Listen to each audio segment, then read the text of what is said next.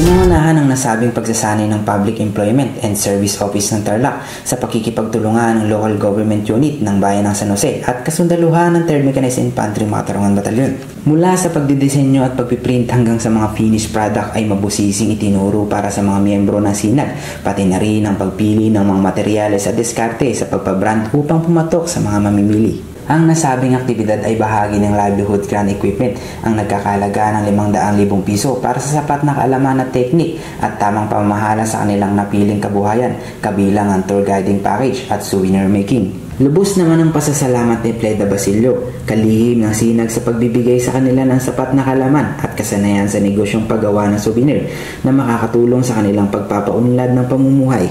Samantalang binigyan diin ni Lieutenant Colonel Ryan Villar, Commanding Officer ng 3rd MIC Batalyon, ang pagsisikap ng PESO Tarlac at ng LGU San Jose sa pagbibigay ng skill training, livelihood support at pagpataguyod ng kapakanan ng bawat miyembro ng mga POs sa kanilang area of operation.